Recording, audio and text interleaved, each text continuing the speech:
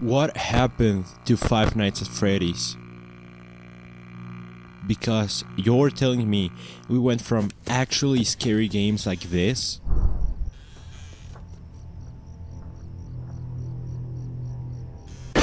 to whatever these are. You know, everybody's gonna get a picture. My name is David. Sorry, there's a UI in my... And let's not even talk lore. So Ennard ejected itself from Michael. The remnant made it so even after Ennard was gone, he was still able to survive. William just couldn't compete with the appeal of the robots. In the meantime, though, she threw the husk that was once her husband into a life support pod and... This game was a lot. First mistake that Edwin made that caused led me down a month-long rabbit hole of research and analysis, all leading to the paperclip. So, again, what happened to Five Nights at Freddy's? To answer your questions, I decided to make myself suffer and replay through every single FNAF game in order. This took me weeks to record.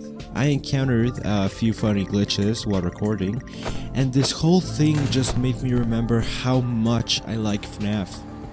I went through hours upon hours of lore videos just to see how the story has changed. There were so many, and all of this was just for one single video. So please, enjoy.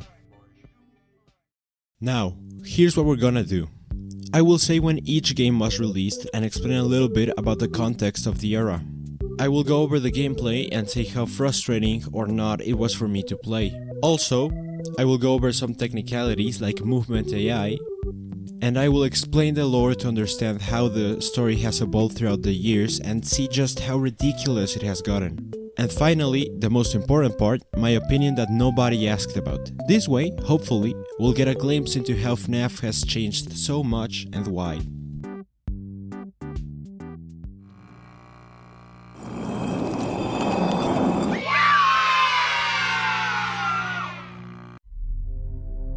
Five Nights at Freddy's 1, the original in a saga that now spans 11 mainline titles, 6 DLCs, 10 spin-offs, at least according to the wiki, various troll games, 23 books, 11 graphic novels, and so much merchandise. Started right here. This is the game that started it all. Originally released on August 8, 2014 by a then basically unknown Scott Cawthon, FNAF 1 was given to the world, and boy did it make a storm. Why? Simple. Because it was a really let's player friendly game, which was a really big popular part of YouTube back in the day. Markiplier, for example, played it only 4 days after its original release. Combine all this with the fact that indie horror games were popular back in the day, and there had been nothing like FNAF before. This is a game that quite literally created a whole subgenre in horror games called mascot horror games from how popular it became. Now, the real question. Is it fun? Yes.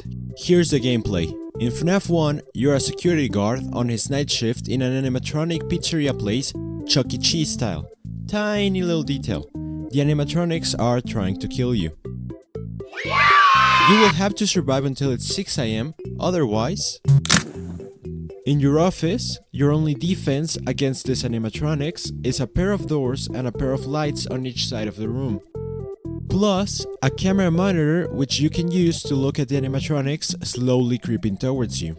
But don't use anything for too long or your power will run out and you will die. The gameplay loop basically consists of check lights, open camera, close camera, rinse and repeat. But on your first nights it will be more of frantically looking through every camera trying to find the animatronics. On the technical side, the animatronics will roll movement opportunities every few seconds, which is basically just a dice that decides if they move or not. Chica and Bunny will both start at the show area and roll movement opportunities every 4.9 seconds for Bunny and 4.98 seconds for Chica. From there, they will follow a path towards your office with the extra factor of being able to move towards adjacent rooms that don't lead to your office. On top of this, their AI will increase as the night goes on. Once they have reached your hallway corner, they will enter your doorway and become visible with the office light. If you don't close the door quick enough, they will enter and jump scare you. Foxy basically has a timer that starts running a few seconds after putting your camera down. He will roll movement opportunities every 5-ish seconds, and every successful one leads him to progressively leave his pirate cub until he makes a sprint towards your office. Don't close the door quick enough and you get the worst jump scare of this game. Finally, Freddy will start moving only after Chica and Bunny both have left the stage area. He will start rolling movement opportunities every 3.02 seconds, and every time he successfully moves, a laughing sound will play. He always follows a set path towards your office, and once he reaches your hallway corner, he will camp there for the whole night, entering your office if you aren't camera stalling him, which is just basically leaving your camera on him, or if you don't close the door before opening the cameras.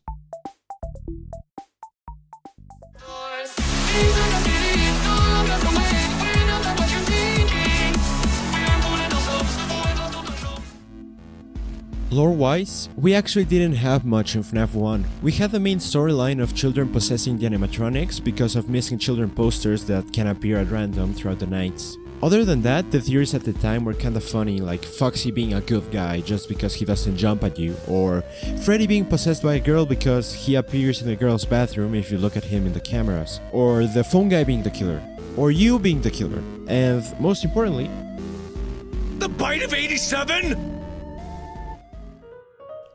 As for my opinion, FNAF 1 was a really solid game back in the day. Even today it holds up as a great game if you haven't played it before. It was actually scary back then. It took the internet by surprise, and I think it's a really important part of horror games nowadays. I don't think when Scott made it he knew just how big it would become, and I think that's actually the reason why the lore is so convoluted nowadays. If you look at stuff from back in the day, it was so much simpler. Nowadays, it's so complicated. I'm not saying that it's bad, no, it's just different. But again, FNAF 1 was a great game, a banger.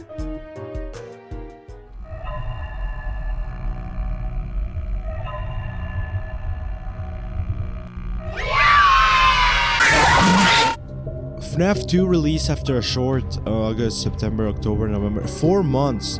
Talk about a sequel for quick money, am I right? This game starts a pattern that shows throughout the first 4 games and ends in FNAF World, the pattern being only letting a couple of months pass before releasing new games. It's how FNAF stayed constantly relevant, that and the crazy big fanbase that formed. FNAF 2 was honestly a pretty big success, especially considering how big FNAF 1 already was. According to SteamDB, FNAF 2 is higher up in the top sellers chart than FNAF 1. Now, is the gameplay fun again? Yes, but it gets repetitive really quickly. Unlike the first FNAF, in which you can kind of do different approaches, here, past the 3rd night, you're kind of stuck in a similar loop. Also, in the harder nights, it becomes way less forgiving because of the puppet and Foxy. Also the bitch that is Toy Bunny if you've ever attempted 1020. Here's the gameplay. In FNAF 2, you're a security guard on his night shift in an animatronic pizzeria place Chuck E. Cheese style. Sounds similar? It's because it's the same concept. Really, the difference comes from the fact that there's 11 animatronics this time instead of 5. Also, instead of doors, now you have 2 air vents at each side of your office, and an open hallway in front. Your defenses this time around are a flashlight and a Freddy mask to trick the animatronics, plus a set of cameras which will quickly only be used to wind the music box because otherwise you die. Now, again, for the simplified technical side, when you see an animatronic appear in front of you or on the side vents, put your Freddy mask on as quick as possible to trick them. If it's a bent animatronic, after a 5-second interval, they will leave your office. If it's an office animatronic, it will cause a blackout in your office for 5-ish seconds and then they'll leave. like in the first game, they move rolling opportunities. However, it's way less relevant here because past the first couple of nights, there's almost always someone waiting to attack. Also, you don't really need to follow them throughout the cameras. For Foxy and Puppet, however, there's a different way of dealing with them. For Foxy, flash him in the hallway every so often or die. For the Puppet, recharge their music box before it runs out or die. Toy Bunny acts slightly different too, being first in your vent and then entering your office for a blackout. This makes him horrible for the 1020. And finally, while Balloon Boy is basically a vent animatronic, he will take away your power if he enters your office instead of killing you, which usually just makes Foxy kill you. Now, the gameplay loop. It's repetitive but decently hard, so it's actually fun. It consists of open camera, recharge Puppet for a little bit, put the camera down, and instantaneously put the Freddy mask on. Wait for the blackout to end, if one happens, and flash the hallway and check your vents.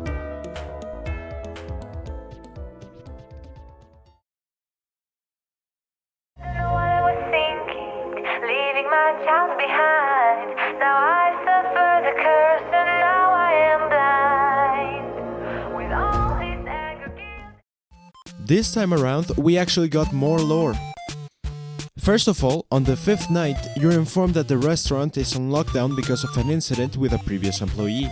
In night 6, you're told you weren't supposed to be there, because someone used one of the old yellow suits. And now, none of the animatronics are acting right. On top of this, now there were lore minigames. The first, you're Foxy and you go out to a crowd of 5 children. The third time you go out to the crowd, there's a purple figure, and when you reach it, the children are dead. On the second one, you're giving cake to the children. One is outside and gets killed by a purple figure, or as the community would start calling him, Purple Guy. On the third one, you're the puppet giving gifts to 4 children.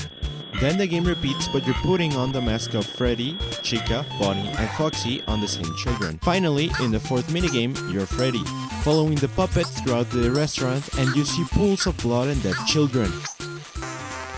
Now, as for how the community interpreted all this, there were debates as to whether FNAF 2 was a sequel or a prequel time-wise. Most people agreed on it being a prequel. We also got a tiny lore drop, this being the existence of Fredbear's Family Diner. Oh, and still, we had theories about the phone guy being the killer. And most importantly, this game cemented even more the idea of children being murdered by now a purple guy, their bodies stuffed into the animatronics, haunting them in a search for revenge upon the man who killed them. A nice horror story, if a little supernatural. Now, my opinion again. I actually love FNAF 2 and it's my favorite one in the original Scott games. I've heard people say it's one of the scariest. I fully disagree, though I remember when I used to play this back when it came out, it scared the shit out of me. Foxy, dude. Peak game, honestly, one of the best in the series.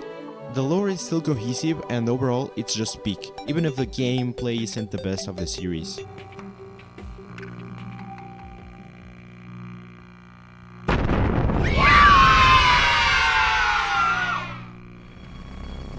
FNAF 3 was released after a long 4 months of wait, with no previous warning that the game was releasing other than a couple of teasers. This time around, going completely against all previous titles, the main character was in fact not Freddy but Springtrap. Who is Springtrap? The killer. He was well received overall and became quite iconic. Of course, not all is good. The game was and is still heavily criticized because of number 1, Springtrap being the only real threat, and number 2, the jumpscares are lacking at best. Specifically, Springtrap's jumpscare, funny enough. Coming back to the good, the ambience is amazing for the story. And finally, changing topics, it was a commercial success to nobody's surprise. Now, is the gameplay fun? Yes, but it's honestly the worst of the first 4 games. It's heavily lacking in threats that can kill you, and while it manages to somehow be the only FNAF game that gets you to actually use the cameras, the game mechanics are really not well explained at all, which leads to frustration while you figure out how everything works. However, once you get an understanding of the mechanics and a good strategy, it's a relatively straightforward game. Here's the gameplay. You're a night shift security guard in a, you won't be able to guess it, a haunted house. Did you think I was going to say pizzeria? Well, it's not. In this game, we start changing scenery. Exciting. This time around you have, drumrolls please, one animatronic. It's Springtrap, the main phase of the game. While Chica, Foxy, Balloon Boy, Mangle, Freddy, and the puppet can appear, they're actually not animatronics and are instead hallucinations. They cannot kill you and will basically only stun you. Springtrap is your only threat. He will appear at the furthest point to your office, and from there he will take a random path towards your office, also being able to go into the vents to reach you. Your defenses are a set of cameras, and that's it. You will be using them to make sounds which will lure Springtrap to whichever adjacent room the audio was played in, keeping him away from your office. Plus, you have the ability to seal whichever ventilation he goes or might go into. Of course, it's not all that easy. Every X number of audio lures you play will result in them breaking. The same concept goes for watching the cameras and sealing the ventilations. Oh, also, as the nights go on, they will break more and more often, only allowing a couple of uses between repairs. Once they break, you have to go into another monitor to fix whichever system broke. This gives Springtrap the time to make a dash towards your office. The other quote-unquote animatronics will appear at your cameras like Chica, Balloon Boy and Mangle, making it so if you stay on the camera, you get jump scared and the systems break. Or they will appear in your office, making it so if you stare at them for too long, they will jump scare you and the systems will break. I will get more technical, but honestly, I don't want to. Also, because most of these animatronics work somewhat differently, which would just take too much time to explain. Springtrap, however, moves basically in the same way as all other animatronics have moved throughout the games. Rolling, movement, opportunities. The gameplay loop is basically looking for Springtrap, letting him into the rooms further away from your office until your systems break, fix them quickly, avoid any animatronic hallucination that may appear, and return to lure Springtrap back again. I hope you die in a fire.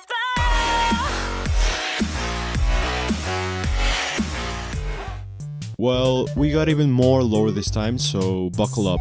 First off, this haunted house takes place 30 years after the original pizzeria closed down. Most people seem to agree on it taking place in 2023. Second off, in between nights you get lore minigames, in which you play as Foxy, Freddy, Bonnie, and Chica, getting dismantled by the purple guy while walking throughout the rundown pizzeria. Third off, you can interact with certain props in the cameras to enter minigames, which need to be completed via breaking out of the set game to first get a big balloon, secondly get a cake, and give the cake to 4 crying children. Finally, in the minigame called The Happiest Day, you enter a party room which now has the soul of Freddy, Bonnie, Chica and Foxy, plus a crying soul further back. Once you reach their table, a cake gets placed on it, the crying soul turning into Golden Freddy. Their souls disappear and the masks of the animatronics they possessed fall to the floor. Your character's masks get turned into the puppet, and finally their souls are freed, signified with balloons slowly going up in the screen. Once you finish the game, you're placed in the minigame between nights, but this time you're a crying soul. You reach a back room where the other 4 souls are, along with your killer. He runs around and decides to try and hide in a yellow bunny suit. However, it malfunctions and springs lock him, killing him in a similar way to how he killed the children. On your screen, a text that reads "The End" appears along with the 4 empty heads of Freddy, Foxy, Chica and Bonnie.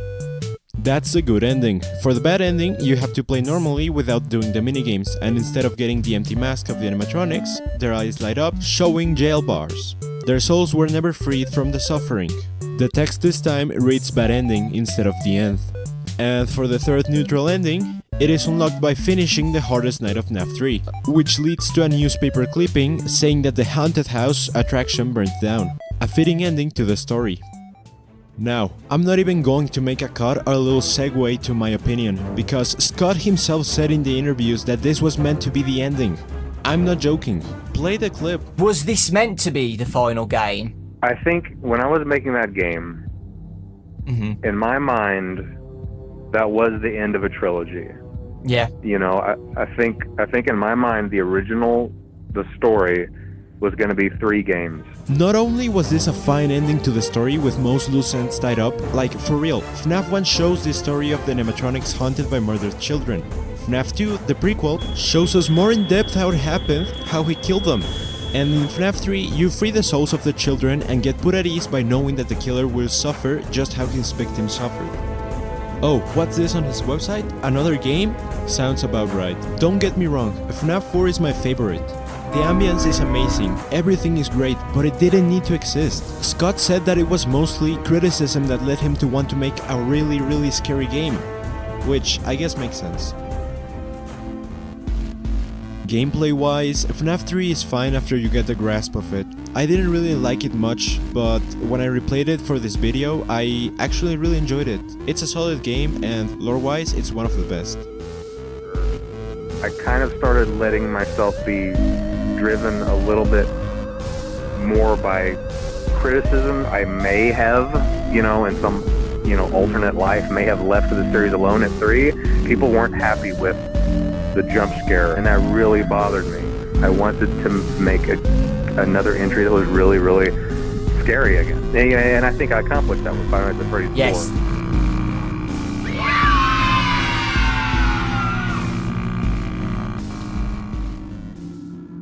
FNAF 4, the supposed final chapter, was released after 5 months, still keeping on the pattern. It had been teased to release on Halloween, but of course, Scott trolled everyone and released it a whole 3 months early. Going back a little to FNAF 3, I know I said it mostly tied up loose ends, but stuff like the bite of 87, it still isn't solved, or who was the puppet and Golden Freddy was still mostly unknown. Of course, there were theories, but there was nothing definitive. So the community, of course, thrived on the idea of finally getting all the answers in a, heavily on quotes, final game. It, again, was a commercial success and was, well received for the most part. However, it made a mess of existing lore because of how big it was, and how many more questions it opened rather than closed. Gameplay-wise, this game is fucking amazing. You know how horror relies on factors like the unknown, the darkness, assaulting your senses, making you feel powerless against whatever is lurking, and anticipation? Well, FNAF 4 does it all excellently. You're a child, powerless, in a dark room which is only illuminated by your flashlight. Your only defense against the creepy chunks of metal taking away your sleep. Every possible direction you can go is a possible threat. And as a game that relies heavily on audio, the random noises that can be heard in the background certainly don't help put your little mind at ease. Every time you flash the halls, even if you're certain there's nothing there, the anticipation makes it horrible. And once you get to the final nights, when 4 AM reaches, suddenly you're taunted by a golden being able to attack you from anywhere, with only the help of his labs to know where he is. This game did the scary part amazingly. On the side of how the game works, Bonnie will approach you from your left door, while Chica will approach you from the right. Once again, rolling movement opportunities every 5 seconds. Once they reach your door, you will have to listen for their breathing. Close the door and flash the hallway to clear them. If you can't hear any breathing, flash the hallway. If you were wrong, Foxy will spawn at the end of your hallways in the living room. He will move from side to side. To clear him, you have to go to whichever side he's on and flash him, being mindful of Chica and Bonnie, of course. If you go to the wrong side, he will take the chance to enter your closet. Once he's in there, he will slowly progress towards a jump scare. You can rewind this progress by closing the closet door. As for I'm Nightmare Freddy and I'm in your head. He will basically be the monster under your bed. He will slowly progress towards a jump scare too, and you can rewind his progress down by flashing the lights on your bed. The higher the progress goes, the more Freddles will appear on your bed. If you don't flash your bed for a long enough time, you will get jump scared. Finally, the final boss of this game, Fredbear, and Nightmare 2, which is just a harder Fredbear, he will move from side to side making loud stepping noises, then silently go into your hallway. He will occasionally laugh and enter either your closet or your bed. Flash him for a couple of seconds and he will leave your room. Be careful though, because he can do fake laughs. And almost forgot, between nights you'll get a little mini game where you can catch a plush trap in a certain spot to skip 2 hours of the next night. The gameplay loop will consist of checking both hallways, your bed, and finally checking up on Foxy.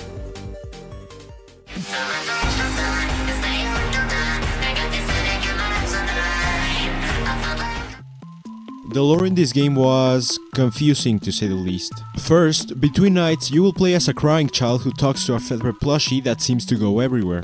You will be getting constantly scared and teased by your brother and random children in the streets. You will also be extremely afraid of getting near the animatronics in the restaurant, which is where your birthday will be at the end of the week. How nice. On the end of your birthday, you are staying away from the animatronics, but your brother and his friends pick you up and bring you very close to them. We all know what happens next. Was that the bite of 87? Funny enough, it wasn't, as this game takes place in 1983. Why yet another bite, you ask? No idea actually. After the bite happens, a little cutscene which would spark a lot of debate in the future happens. You are told you're gonna get put back together. Finally, after beating night 8, which is just the hardest night there is, you get presented with a locked box which was never opened.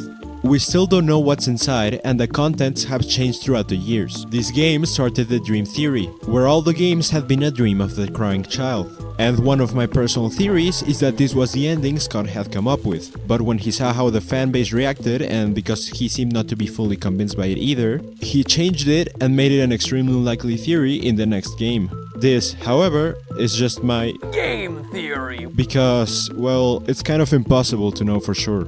Theories at the time were about the crying child being either Golden Freddy or the puppet. I would touch on more theories of the time, but I believe most of them have changed a ton over the years or were just wrong, so I'll pass this time around.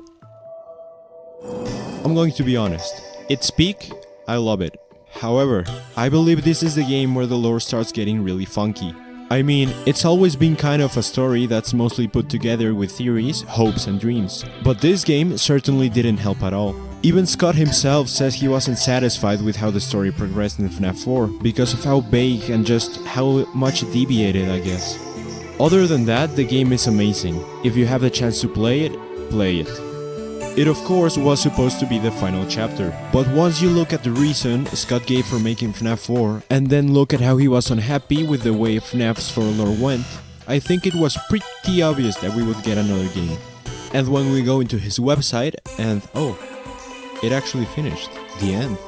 Damn. I wonder what happens if we brighten the image, and there's another question mark. Nice.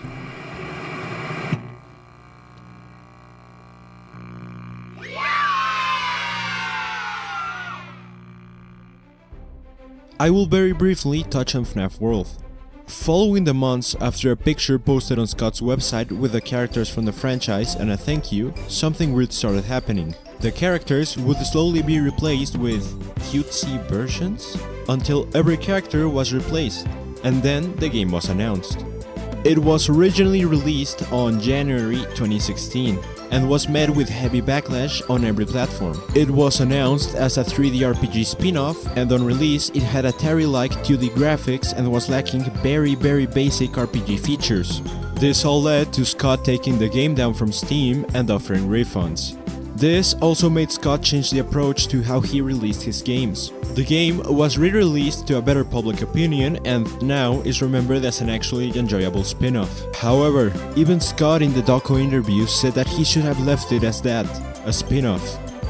Why would he say that, you ask? He added lore, from the main game, to a stupid spin-off. Some minigames that are needed to unlock an ending in the spin-off are to kind of set up the minigames from FNAF 3 to unlock the happiest day ending. I believe this game is now seen as an alternate universe or something. Other than that, the game continued to receive a couple of updates that improved on it for the most part. Oh, also, it was just to announce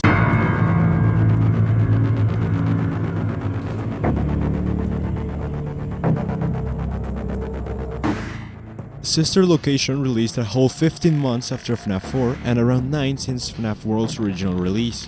Finally, we break free from the pattern and it's noticeable. It is, up to this point, the heaviest game the series had seen, coming in at almost a gigabyte. For reference, FNAF 1 weighs around 200 megabytes. For a game that's made in Click Team, it's honestly impressive. This is also the first game to introduce the concept of voice acting. Every game after this one has voice acting. It could have been disastrous, but it was honestly really well done. The voice acting in this game is amazing. Just listen to it. Ready or not, here I come! Well, hello again! Are you ready for round 2? Sometimes I don't understand why people do the things that they do. You won't die. I can hear someone creeping through my room. This game added so much and was overall really well done. What's criticized generally is the sudden shift to a very sci-fi aesthetic and elements. And the gameplay.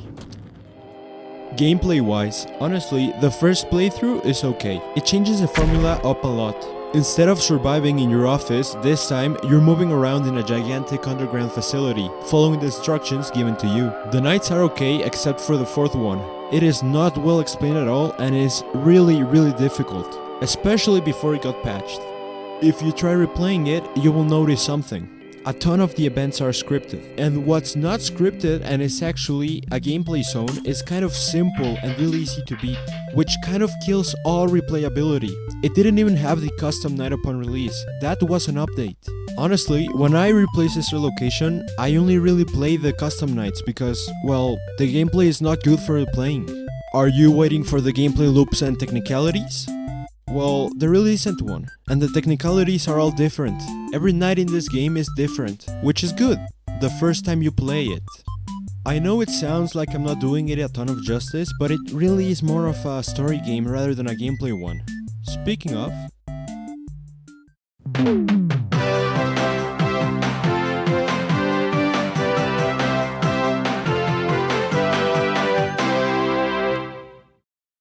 I should first mention that in between FNAF 4 and Sister Location, the first novel, The Silver Eyes, dropped.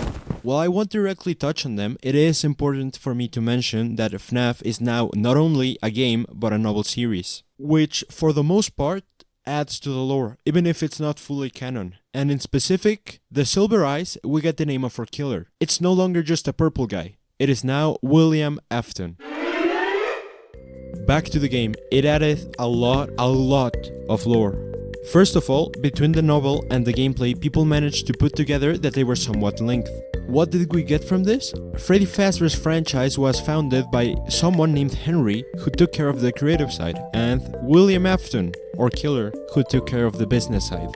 Second off, in the first night, you just go in, shock all the animatronics into their place, and live for the night. Then you hear this voice line. Daddy, you let the other children go see her. Why won't you let me go?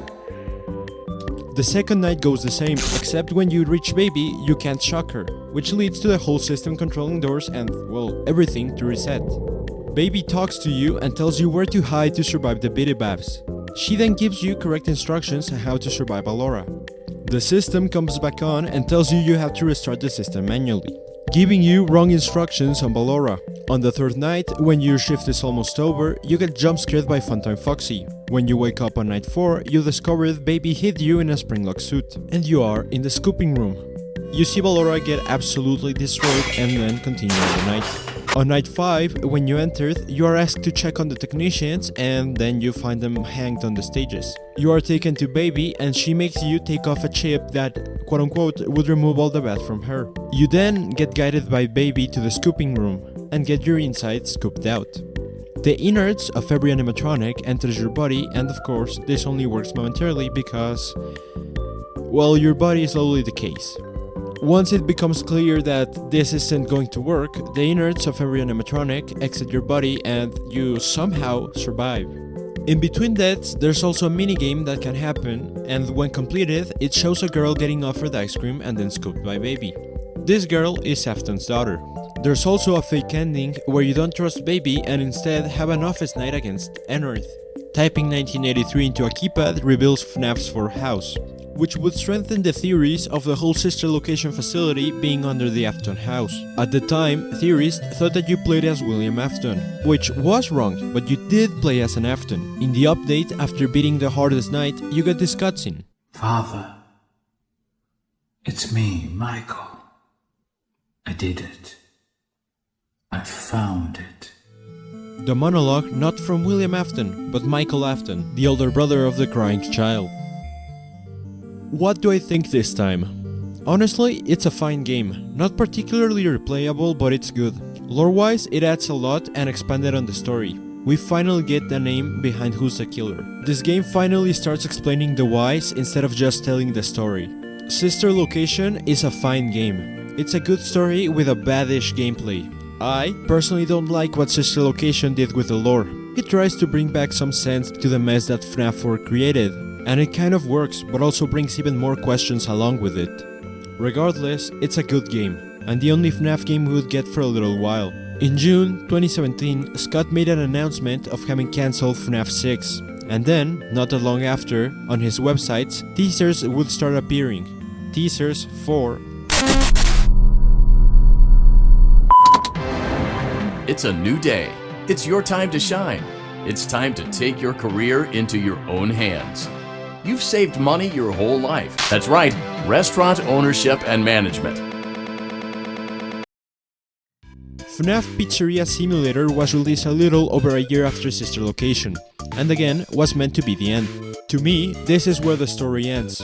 All future games became a different FNAF to me. This and Ultimate Custom Night are truly the last games I consider to be the original story. Anyways, when the game came out, it was kind of a surprise. It was announced as a Pizzeria Simulator, but actually ended up being another FNAF game. This, and the fact that Scott had said a few months prior that FNAF 6 was cancelled. It was again mostly well received, and was the first game of the franchise to be free to play. Gameplay wise, we start in a troll part to make it seem like it isn't a normal FNAF game. Then, the actual game starts. You're Michael Afton, the son of the killer William Afton, choosing to become an entrepreneur and open your own Freddy Fazbear's restaurant. In the day, you manage it, while in the night, you perform maintenance tasks and survive against whichever scrap animatronics you picked in the night, as your contract says you have to do. The night shift gameplay is extremely confusing. Between days, you will have the opportunity to collect scrap animatronics. The animatronics being Baby, Scrap Trap, Lefty, and Molten Freddy. It is honestly, again, for a game made in Click Team, pretty impressive and fun. The main criticism was that the night segment is not explained at all, and is so confusing in mechanics that the official FNAF guides are wrong. So I won't even bother attempting to explain this hellhole of game mechanics. That is honestly the biggest issue in this game. The gameplay loop will consist of playing the tycoonish game in your day, occasionally playing the minigames available at the attractions you place down. And then, in the nights, it will consist of fixing a task while constantly checking on both sides. And occasionally, when you hear sounds, turning everything off and checking both sides.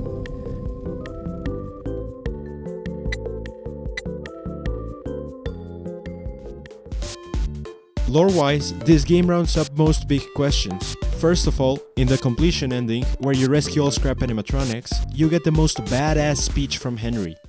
Connection terminated. I'm sorry to interrupt you, Elizabeth. If you still even remember that name, you are not here to receive a gift. You have all been called here. A labyrinth with no exit, a maze with no prize. This is where your story ends. And to you, my brave volunteer, who somehow found this job listing not intended for you. Although there was a way out planned for you, I have a feeling that's not what you want. I have a feeling that you are right where you want to be. I am remaining as well.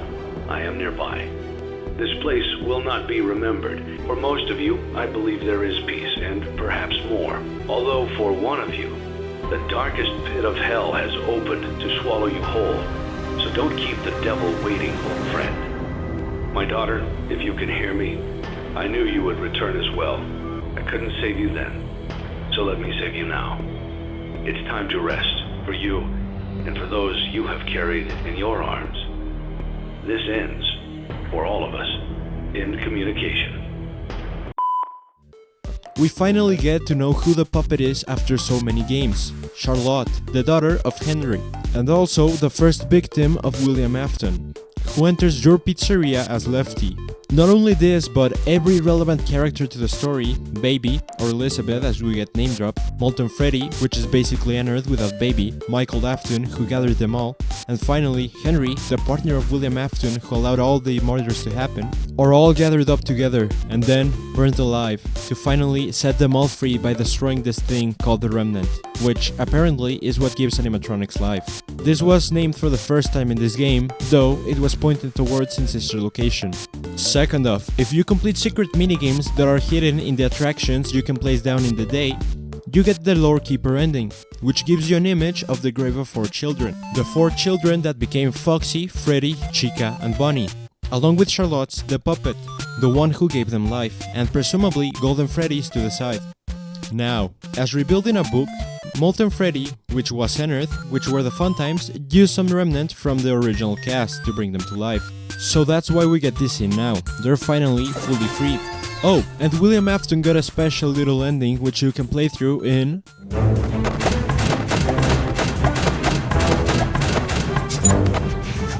Released at the end of June 2018, a whole 6 months after Pizzeria Simulator, it was meant to be the final game. It was more of an add-on and a fun little game where you could play against most characters that have been relevant throughout the series. It was also free to play. It was well received and it's a pretty good game. The jump scares are absolutely glorified PNGs, but for a game that pushes its engine to the limits, you understand why it's that way. Gameplay wise, it's literally just 56 animatronics against you. It is by far the most complex Five Nights at Freddy's game to this day. The gameplay itself depends on the roster of animatronics you've chosen, and in the hardest mode it requires so much attention. Trust me, I've tried it. Honestly, it's a great ending to the original games. At least gameplay wise you can play against an impressive amount of animatronics, and they, for the most part, have different mechanics that make sense. I genuinely praise Scott for having achieved that.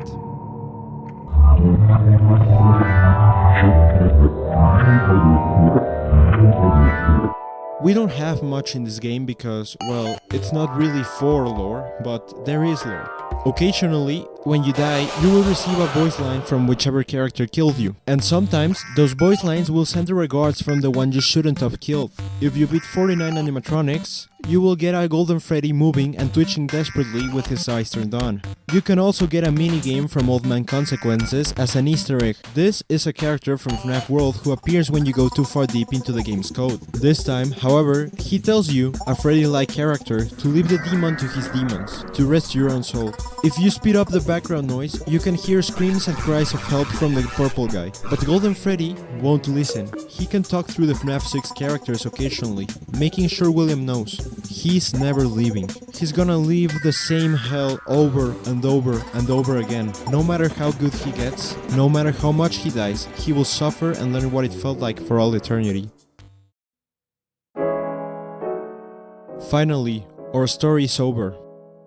In FNAF 1, we learn of the children getting murdered by William Afton, who hunt the animatronics because of the remnant. In FNAF 2, we get more in depth as to how it happened and how the puppet tried taking care of their souls. In FNAF 3, Michael Afton tries burning down the haunted house to bring an end to everything, but William survives. In FNAF 4, we learn of the Afton family, and specifically how the crying child died, due to his brother. This being a pain to William. In Sister Location, we learn that not only the crying child died, but Elizabeth, his daughter, died too, and the worst of all, to his own invention. And what's left of the animatronics manages to escape. In Pizzeria Simulator, Henry, William's business partner, makes a plan to gather everyone, including himself and Michael, burning everything to the ground and finally putting an end to this nightmare. And in the final gratifying ending, William, the one who made so many people suffer, gets a special place in hell to suffer for the rest of eternity. Finally, the souls are freed while Afton gets to suffer for his sins. Our story's over. Our games are over. We can actually start analyzing what happened to FNAF. There's no need for more games. The story's over. Oh my god, there's another game.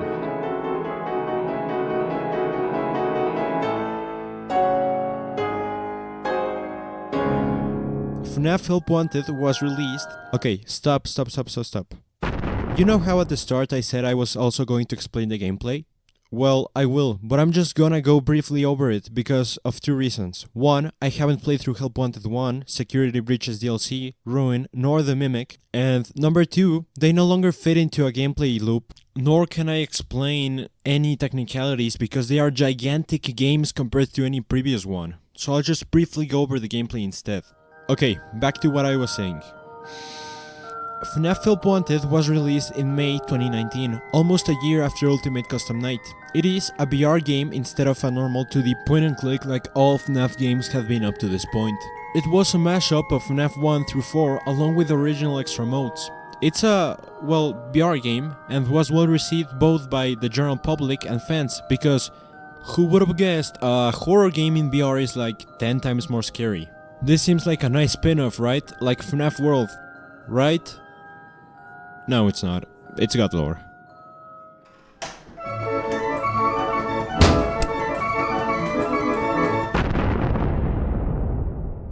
Lore-wise, we're a beta tester in a new FNAF game. At the start, first of all, we get told that an indie developer made a ton of games depicting events loosely based on reality, and that Fazbear Entertainment made this game to make light of the situation. Throughout the games, there are tapes that are recorded by a girl working on the game talking about how a beta tester started seeing a Jello bunny, who also would become known as Glitchtrap. The beta testers would also be having nightmares about him. He ended up slicing his own face off. Yeah.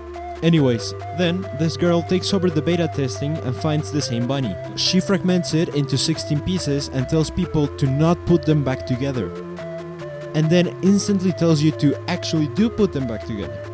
And of course, when you put them back together, it's a bunny which resembles Springtrap. He seemingly takes over your consciousness. Well, that just threw a wrench into both the ending and the general lore. I feel like I should mention that all future titles will be like this. They will constantly change the lore in gigantic amounts. So now, not only were the games actually games lore-wise, or the real story and the non-actual games were parallel to the actual games, where the fuck that is. Anyways, William Afton is also still somehow alive? Whether his consciousness is still here, or he actually never went to purgatory and is just, well, here, the lore is clearly changed. You can, of course, imagine how crazy the theory sounded at the time because, well, this game just made a full big mess, the biggest mess of the lore so far. Regardless, another game was already being teased on Scott's website, though this one would take a little longer. In the meantime, we will get a FNAF AR, which I'm not even going to make a different section on because I never played it. It's just a mobile game where you collect animatronics. The best thing to come out of the game was... Oh, also, in the meantime, a lot of lore books came out. I believe the most relevant was, again, speculation on William still being alive, and secondly, Golden Freddy being possessed by both the Crying Child and Cassidy. So, finally, on December 2021, and after being delayed 3 times...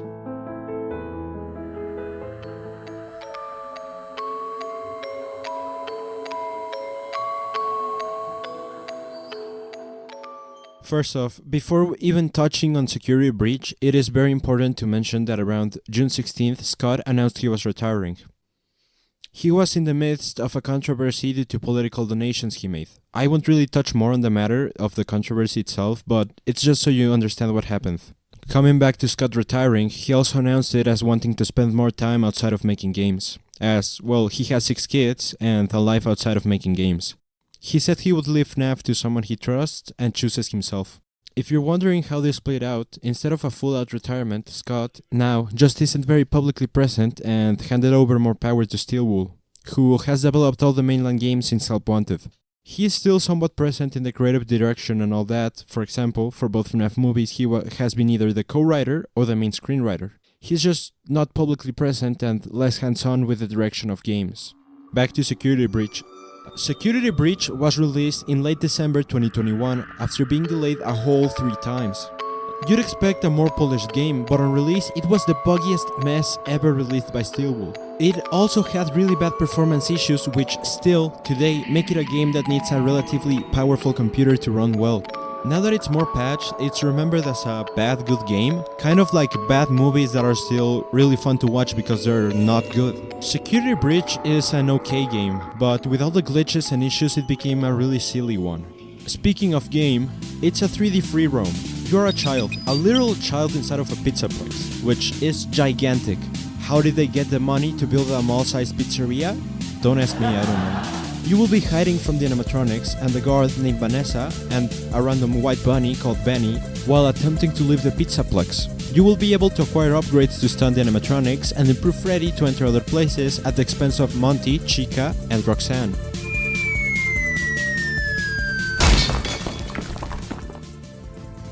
It's so confusing. The more I understand, the less I understand. I apologize if I get any lore wrong. I'm trying over here. It's so confusing. Okay, I'll attempt to explain all the events leading up to Security Breach. So, in FNAF 6, Fazbear Entertainment stops being a corporate entity, and then someone restarts Fazbear Entertainment.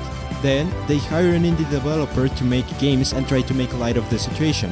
Then, they hire another company to make a VR game. While developing the game, they scan circuit boards of the animatronics and unleash a virus upon the game, Glitch Trap, which then, after Help Wanted manages to take over the player, who is believed to be Vanessa, the security guard, they start building the Pizzaplex on top of the FNAF 6 restaurant that was burnt down. In FNAF AR, you are asked to pump animatronics full of Remnant. Remnant that was started in sister location by William to possibly live forever or make his children come back. Those animatronics full of Remnant get sent to the Pizzaplex and possibly destroyed by Benny to get the Remnant needed to make a burnt version of Springtrap come back to life. Okay, if you couldn't tell by now, I'm a little lost lore-wise. But the theories reminded me of when FNAF 4 came out and how everything was so weird, I guess. It's fun, but very different. It's a really fun game to play, honestly. It's a really goofy game. I'd say it doesn't take itself as serious as previous entries, and honestly, that's fine. I'm gonna put these two together because 1, this video is already really long, and 2, I haven't actually played them yet. I just didn't buy them. And because lore-wise, I lost the plot. I've watched 80 FNAF lore videos by now, and I'm so lost. I have no idea what's going on anymore, so I'll try my best. Okay, so gameplay-wise, they're different but still free roams, similar to Security Breach. In Ruin, you're another child going into the now ruined Pizzaplex. And in Secret of the Mimic, you're a Fazbear Entertainment employee going into a workshop of a contractor, Edwin Murray. They're both fun, I'm just gonna go into the lore because it's the most complicated part. Okay, so, in Ruin, you're Cassie and you go into the ruined Pizzaplex to rescue Gregory, who apparently got trapped in the Pizzaplex. However, it wasn't Gregory, but the Mimic. Who is the Mimic? A robot built by an Edwin that literally just mimics people and animatronics. At the end of the game, you fall and maybe survive. In The Secret of the Mimic, you go into Edwin's workshop as a Fazbear Entertainment employee to retrieve the Mimic's schematic. Edwin worked with Fazbear Entertainment for something called the Fall Fest. Edwin's wife went to the Fast Fest and it burned down tragically, and since Edwin was an absent father to his son, he made the Mimic to mimic his wife and take care of his son. And then his son just fucking dies in his birthday party. So Edwin makes a robot child because why not? And now there are 2 versions of the Mimic.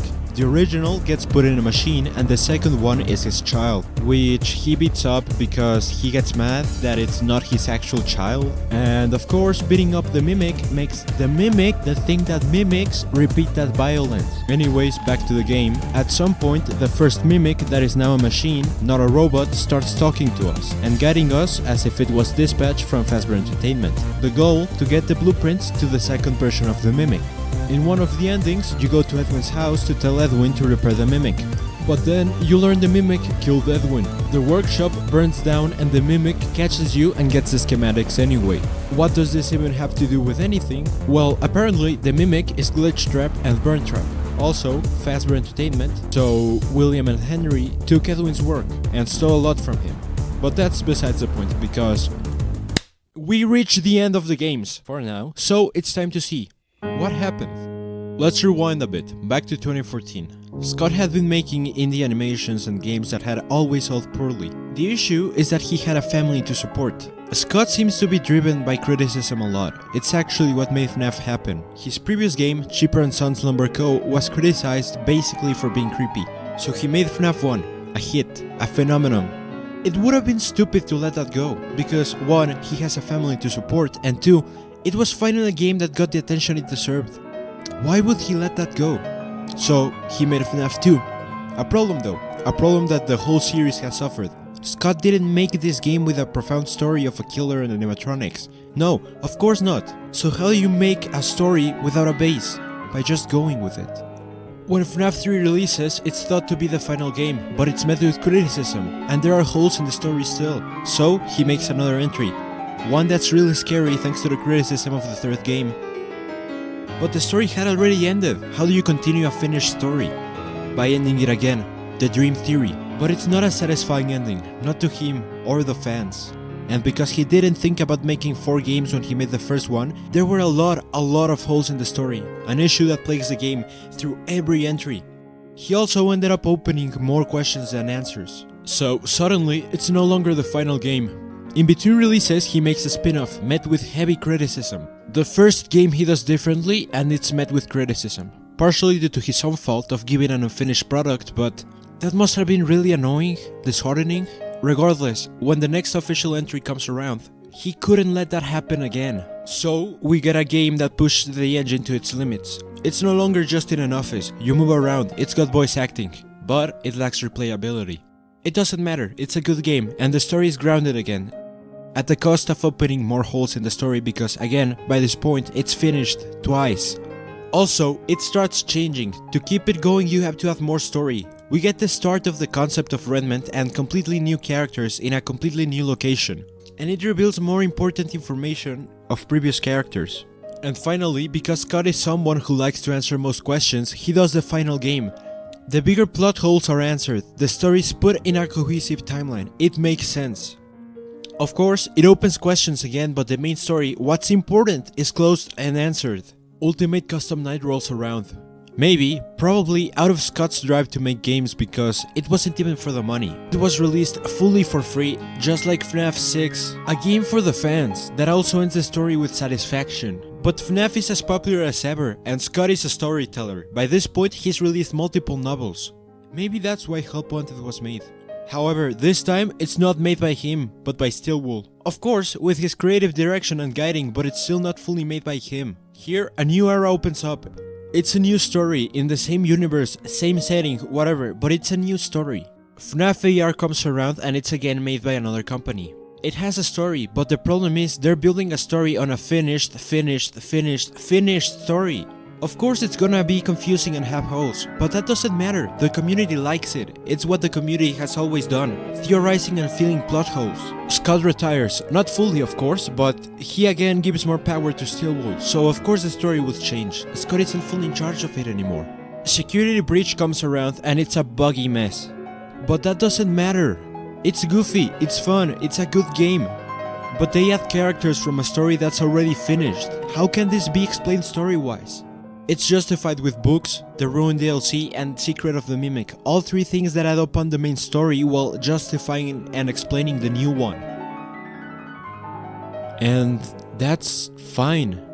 It would be hypercritical to criticize the newer story just because it keeps beating a dead, basically fossilized horse. FNAF has always been that way. Even in its first years of existence, it ended twice, and then continued and finished twice again. And that's fine. So are the plot holes and a lot of stuff that I've criticized. People enjoy it. I have enjoyed it. What's always been fun is making sense of a story that's really confusing and hard to put together. I would divide FNAF into 3 eras. The original FNAF, the first 3 games. Then the continuation, the 4th through the 6th game. And finally the Stillwool era. All of these have been significantly different, but in the end, people have enjoyed the stories. As confusing and as plot hole-filled as they are, people have enjoyed the games. You wanna know what FNAF also suffers from? A fanbase that cares too much. Every single little detail has been analyzed, and for a story that was so simple, of course it had to get complicated. And all these plot holes and stuff exist because of that same care that fans have over the games. Wanting answers to every detail is something that plagues the FNAF community. I can't imagine how Scott must have felt trying to answer so many unanswered questions and plot holes. And no matter how many questions are answered, it's never going to be fully satisfying for that same reason. No matter how much you tweak or add to it, not every detail will be answered, not every piece will fit fine. So, what happened to FNAF? Beating a dead horse, continuing a story that's ended 4 times. A creator who likes to tell stories and answer all questions. A creator who wants to improve on what his games lacked with new entries. A fanbase that cares too much about the story so no answer will ever be fully satisfying. A story that wasn't meant to be a story. And a story that couldn't see 10 years into the future to know what to add or what to say. And that's fine, because at the end of the day, that's what FNAF is, what it's always been. And gameplay-wise, it's just became bigger. Each entry was slightly bigger than the previous, more ambitious, but no FNAF game has ever been a bad game. At the end of the day, FNAF is what it's always been, a community of people who love figuring out stories and a creator that loves telling them. No matter how much the story or the games change. And just to finish the video, some words from Mr. Hippo. My friend, you have met a terrible, terrible demise. But, I don't feel too bad about it. After all, if it weren't from me, it would have just been from someone else, I guess what I'm trying to say is life goes on.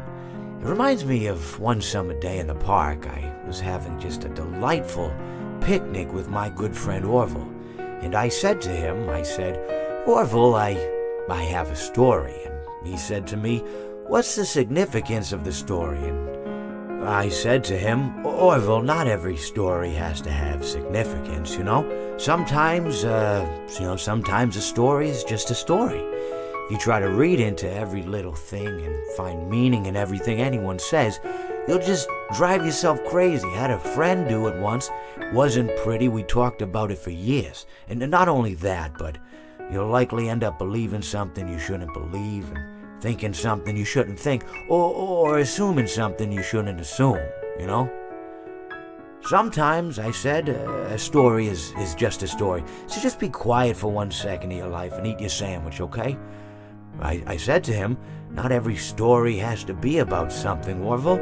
Sometimes a person just wants to talk. Why does everything have to be a story? I said to him. He just looked at me and he said, well, you said you had a story. And, he was quite right. I did, in fact. I told him I had a story. I suppose if a person just wants to talk, then it's best to not announce that you're telling a story. Telling a story does come with its own pressures and expectations, I suppose. After all, if you're just talking to a friend, then there's no more expectations than if you were talking into the wind. Words by themselves aren't expected to carry, aren't expected to stick. But if you announce you're telling a story, well then, there'd better be a point to it all, No one wants to sit and listen to someone ramble on and on and on with absolutely no end in sight. If you're watching this and stayed until the very end, I am doing this fully without a script. I'm releasing this around Christmas and a little bit before New Year's, so happy Christmas and happy New Year's. FNAF is an amazing community, so keep being amazing.